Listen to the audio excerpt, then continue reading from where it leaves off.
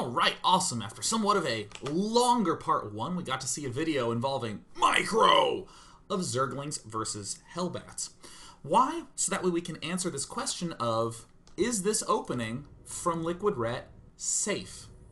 We know that if he doesn't engage with, if he tries to engage with these Hellions, or if we even see these Hellions at the outskirts, we built 16 lings so that they would pop out at 7 minutes and 30 seconds. And we would surround. I don't know why the hell that keeps getting so loud. I'm turning that back down. Apologies, there's this weird volume mix-up that keeps happening in Heart of the Swarm. God almighty. It just keeps getting louder and louder. And it's not like it goes up and comes back down, it just goes up and just stays up. I don't know why. So we can use our Zerglings to overrun if he has 4 Hellions. We might have a little bit of issue if he has 6, but that's okay because we make another round of lings to be able to surround, and we saw a little bit of what happens if our opponent goes for firebats. Not firebats, hellbats. Ret got a little overeager, expanded, went for more drones. Had a light struggle here.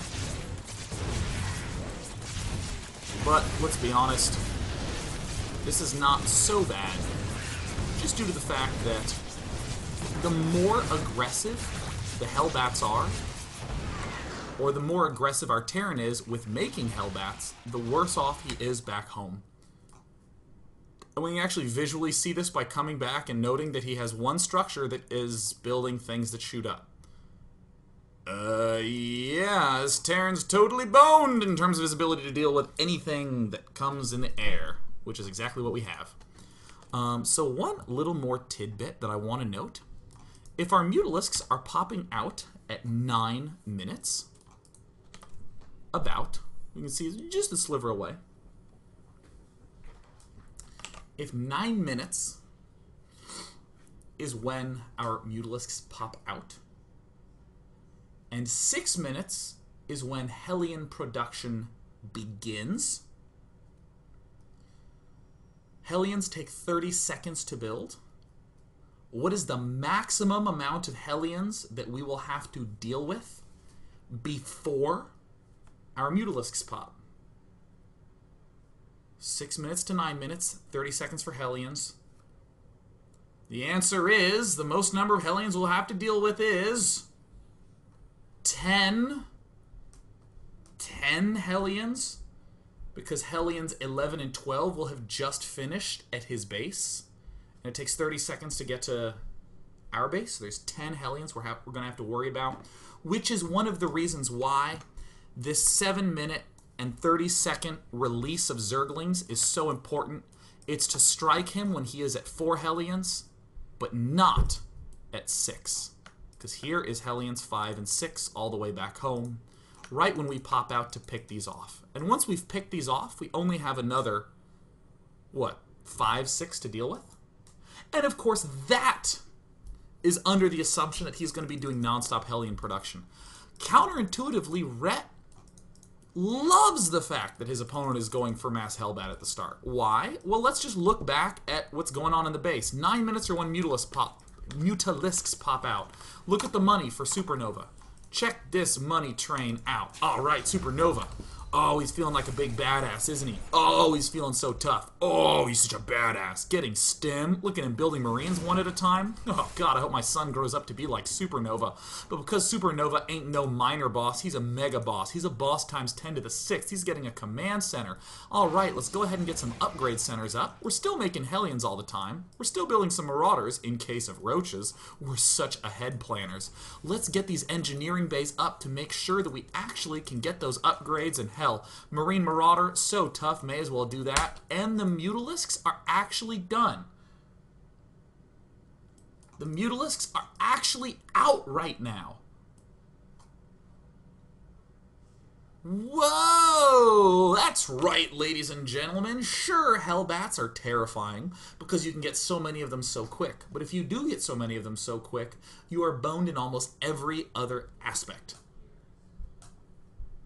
It's kind of like if you underwent a rhinoplasty, not to smooth up your nose, but to make it enormous so you could smell things miles away. That will help you only with smelling things and not at building friendships or getting into tight places, right? There's almost no other use than that one very specific use. It's an unneeded analogy, but I thought that that would be important to you, so I included it. Oh, you're such an educator. So a little bit of a painful exchange there, losing some workers. Yeah, and this looks like, oh, and the unit's lost tab. It's going poorly for LiquidRet. But it really is not going so bad at all. And of course, this is a very HOTS-based build, because mutalisks now move at speed 4, and up here, tissue regeneration. They regen life very quickly. They're really good for harassment. So, of course, in this position, we can talk about forcing. He is forced to build turrets. He is forced to hole himself up defensively, and likely wait until he has combat shield. But definitely he's going to be building Widow Mines because he has almost no other defense available. And like a good Terran, SuperNova is going to try to counterattack, but we can even see the utility of this mutalisking play. Actually pretty straightforward to pull back. Kind of miscontrol here by Rhett. Forgets about these Zerglings here. But when he finds Zerglings, cleans it up no problem. So, okay, cool. LiquidRet is now devoting his play to Spire Tech. Given this structure where he's going to basically be going drone muta, need a few lings to hold these watchtowers, but other than that, drone muta, and is going to try to delay this as much as possible. A very nice trick is to get Overlord speed and to just send Overlords ahead, just through these areas to absorb some Mind Blasts. And then it is super tough for the Terran player. Okay, we've hit 11 minutes and 36 seconds, and we've been doing the daily for like 45 minutes. I just want to talk about that opening a lot, so I really like that. Hope you enjoyed that opening a little bit. So cool. Now we're going to head into the mid-game, where we're going to be seeing SuperNova, and we're not going to go into a lot of specifics on what's going on in his base, save for saying it is Marines, Marauders, medivacs, and Mines, with some plus ups. Which in my eyes, I think is very sensible on this map, because hell, just look at the distances between the bases. Holy crap, that's going to be hard for tanks to manage at all. I mean, if you siege up here, there's a counterattack here, there's maybe you could squeeze some things over here, but there's certainly this counterattack path, and most notably this far left one. So we actually really like that LiquidRet is going for ling mutar. Ling muta can be very versatile on this map, going to be able to deal with a lot, and of course, Overlords along these flanks, up along the right side, doing all the spottings. Now, of course, the Alligator Clips upgrade for the Widow Mines. Going to help give a little bit of a boost. And now the real awesomeness begins. So given Rhett's opening, he will be able to get to about the money 70 drone count. And I think that an interesting question is, should he go for an additional hatchery for more ling production, or should he be going for an expansion? Like, in other words, should this be macro hatch or more expanding?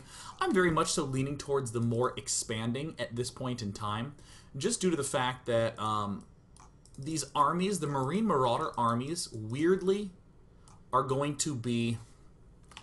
I don't know if there's a clean way to describe this, but the Marine Marauder armies all have to stick by the mines. They have to stick by the mines in some way. So this is cutesy drop, trying to draw things in with the Widow Mines, or big frontal assault, trying to draw things in with the Widow Mines. A lot of things are pinned back by the use of those Widow Mines. So, I actually don't mind expanding a lot, because any engagement that we get in is going to be less about the Marine Marauder, which would require a lot more lings, and more about us avoiding the mines, which would be more just general good map awareness. So I figure may as well expand if we're going to be planting it. I mean, we're at that money drone count anyways. And of course, down the line, a macro hatch is excellent. These are always a little bit dangerous maneuvers to do, because, you know, we want to make sure that we avoid getting mined up.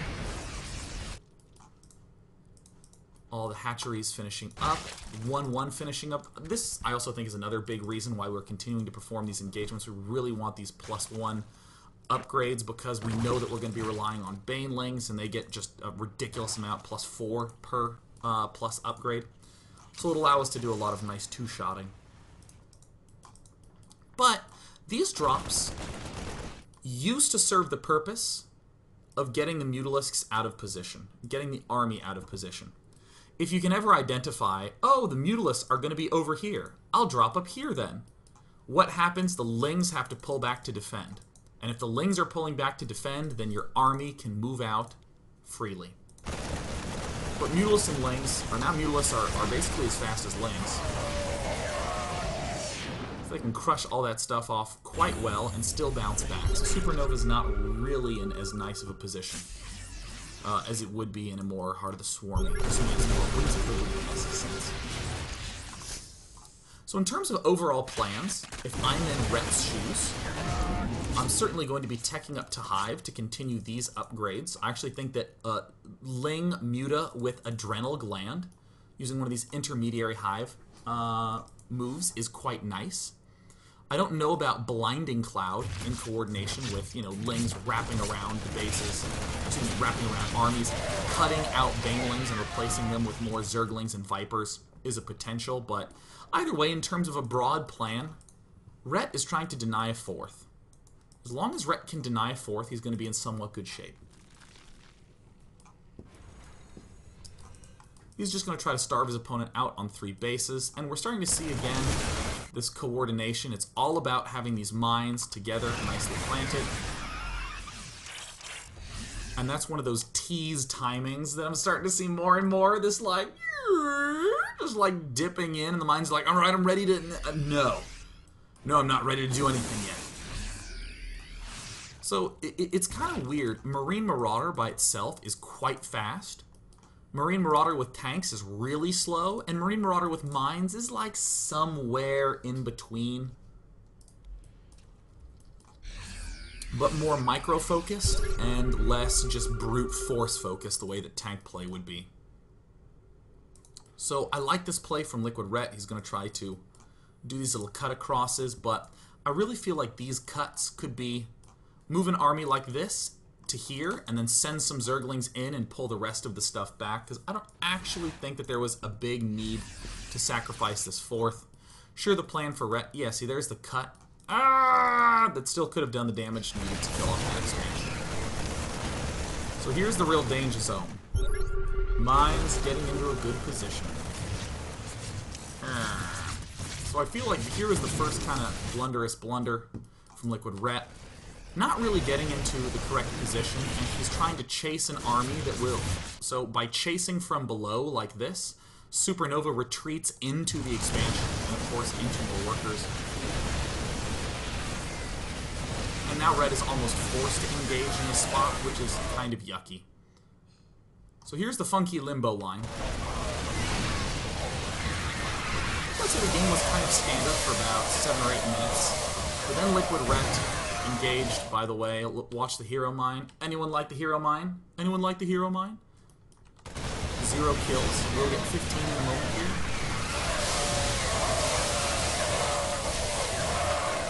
Ooh.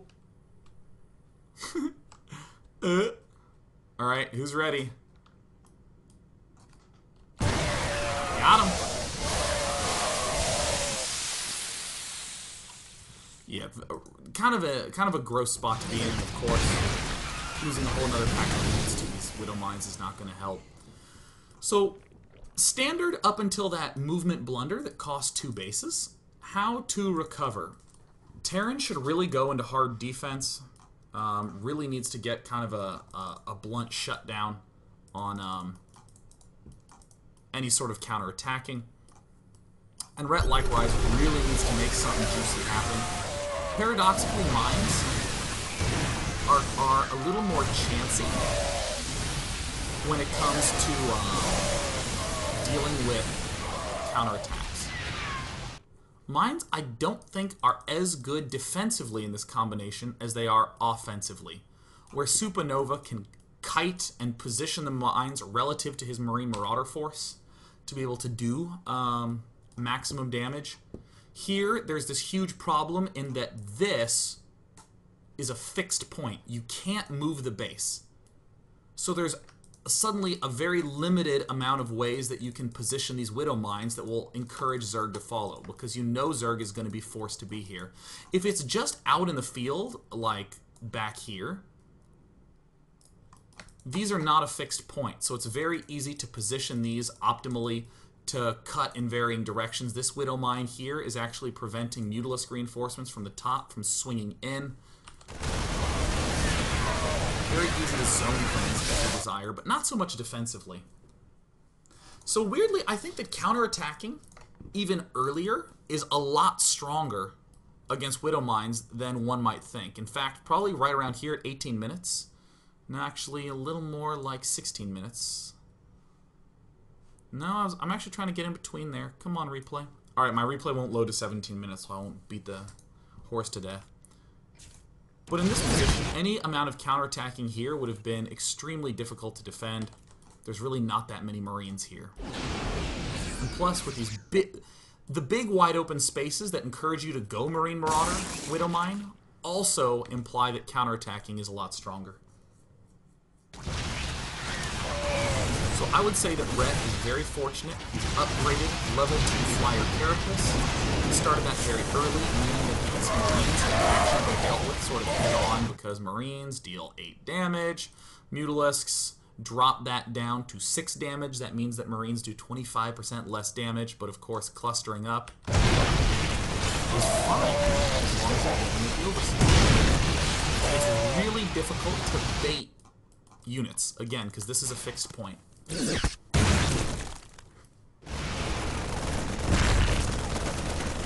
So I actually, in sort of poking around and watching a lot of replays, I found that mutalisks are one of the best answers to this mine-heavy composition. He's going to be de-emphasizing Marines, because he has to get Marauders, and if he does not get Marauders, then he just gets squished by strong landing play.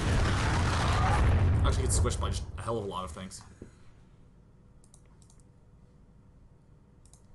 So I think Rhett, in the midst of all this, does the smart thing, just going for the mass kind of counter-expand, because, hell, he has the drones to be able to support it. But more importantly, because by pressuring this expansion, he knows that his opponent is against a wall. Now here is, I think, a nice little late-game transition that we don't see very much. Transitioning into Ultralisks. We've already been getting these upgrades. I hate this. I hate this so much. Stupid sound upgrade. How long was it super loud? Isn't that crazy? Is that not a super annoying error? Drives me nuts. Either way, we're not gonna... You know what? Screw this. Let's see if it at 1%. I started this game at 14% master volume. It's been driving me nuts.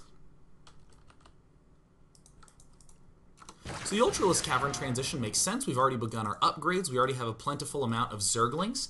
And with this mass expand counter swing, we're going to be getting a lot more extractors. Also, Ultralisks are just outright better.